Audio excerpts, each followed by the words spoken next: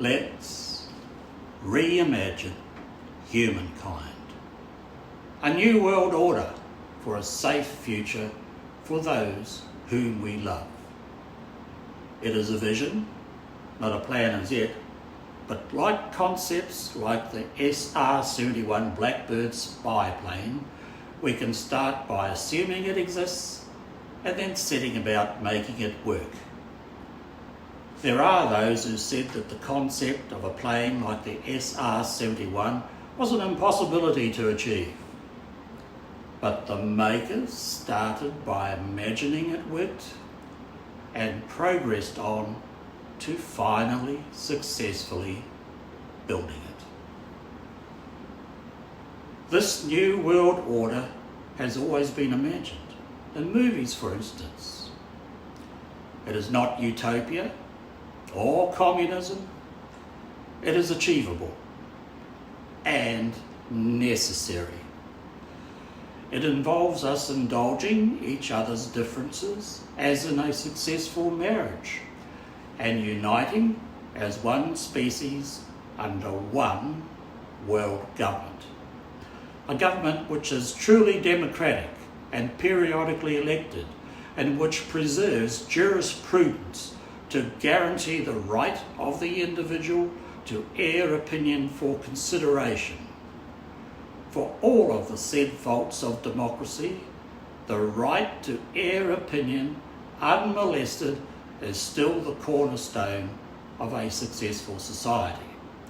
And our progress resulted from considering the opinions and ideas of others. This plan we will make together using trial and error, as most successful ideas have done. A concept like this is far more preferable to what we have going on at the moment.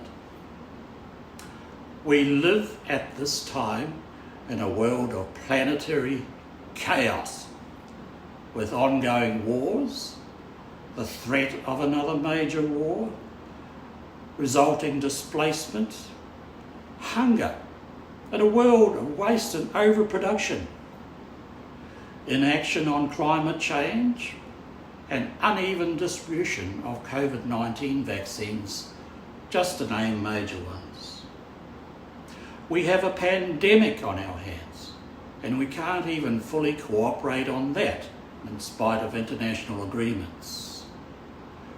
All of this happens just because we, as one species, live behind separate borders.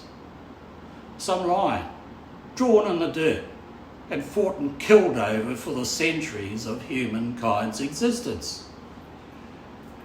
Even today, our world leaders risk the lives of our loved ones and our safe future with childish rantings of nationalistic sentiment, mostly born out of a desire for raw resources for their particular nation.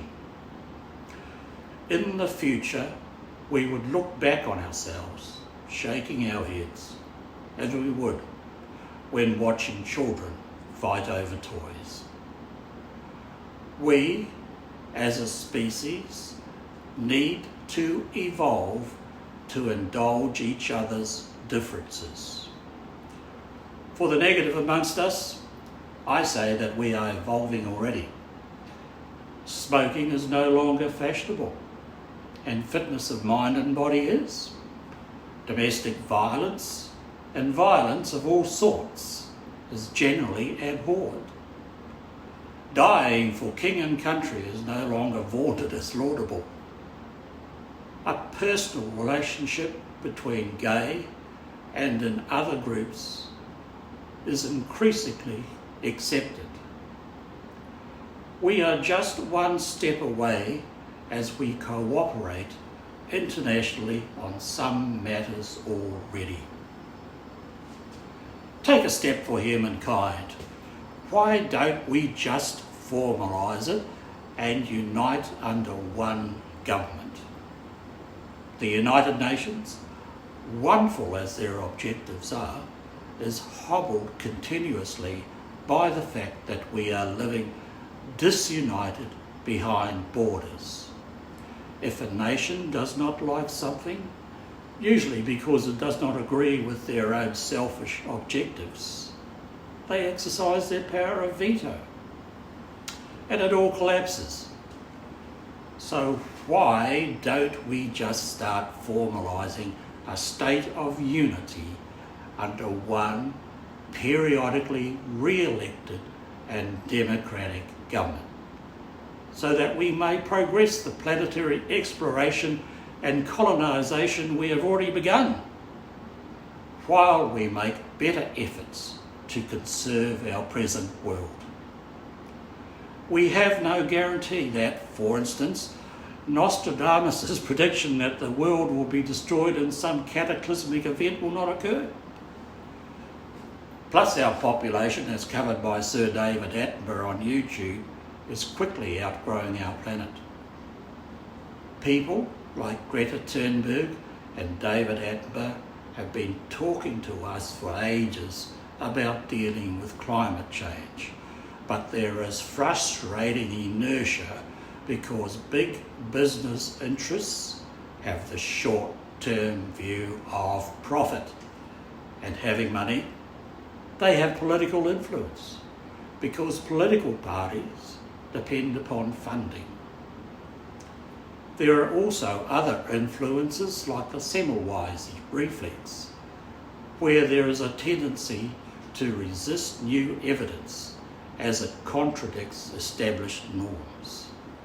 So, Greta Thunberg, David Attenborough, Al Gore, and many others have to chafe on, trying to achieve positive action.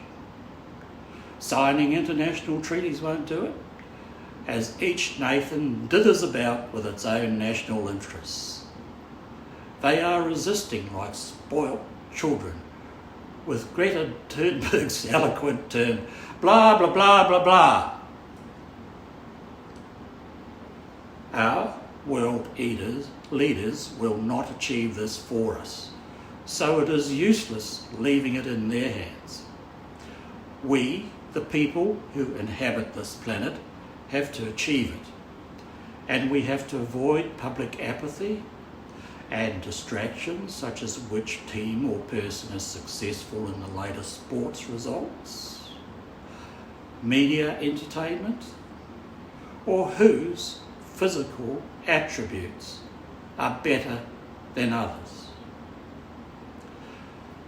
But using things like this to distract has been used by authorities throughout time. The Roman authorities even built the Colosseum. Across all borders, no matter what government or regime we live under, no matter what armed forces we may serve in, we all have one thing in common, and that is our concern for our loved ones, and that they have a safe future. The single thing that unites us, it is the concern that we all have in common. We do not want them destroyed, or displaced, or to suffer hunger. We want a safe future for them, so that we can all flourish and progress. We have to achieve this ourselves. Many societies have had to yield eventually to a more progressive one. Let's begin to take the final step for humankind's continued and safe future. It won't happen overnight, but we should begin. Living separately as one species behind different borders has never worked, and it never will. It has had its chance. It is time for something else. There is more on my Facebook page, Future for Humankind, and on my website, willisjane7.wixsite.com, oblique stroke Pax Humankind. That's P-A-X, Humankind.